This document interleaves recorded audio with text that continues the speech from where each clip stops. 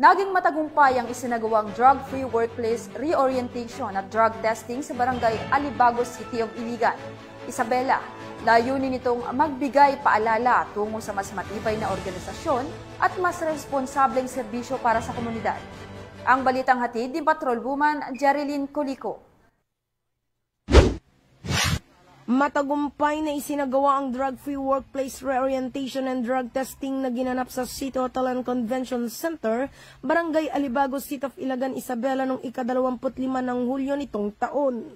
Unang bahagi ng programa ay ang drug-free workplace reorientation na pinangunahan ng Philippine Drug Enforcement Agency Isabela Provincial Office na nagbigay ng kaalaman at paalala ukol sa masamang epekto ng paggamit ng ipinagbabawal na gamot sa lugar ng trabaho.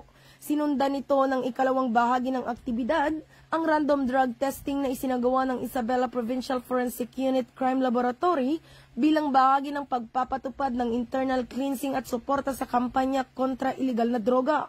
Pinangunahan ang aktibidad ni Police Lieutenant Colonel Jeffrey D. Raposas, Chief of Police ng Ilagan Component City Police Station, katuwang ang mga key partners sa advokasya laban sa droga. Dumalo rin bilang mga paunahing pandangal sina Pastor Victor N. Serquiña, Balay Silangan Focal Person, Pastor Donald Ramos, Kadak Focal Person, Intelligent Agent 5 Maria Edita Arbonagan, Provincial Officer ng PIDEA Isabela, at Police Major Alfredo M. Quintero, Officer in Charge ng Isabela Provincial Forensic Unit.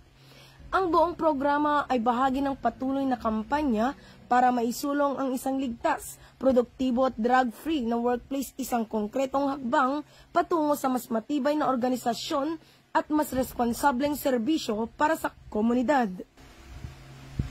Mula dito sa Lambak ng Cagayan, ako ang inyong Police News Network Correspondent, Patrolwoman Jerilyn Colico, alagad ng batas, tagataguyod ng Balitang Pulis.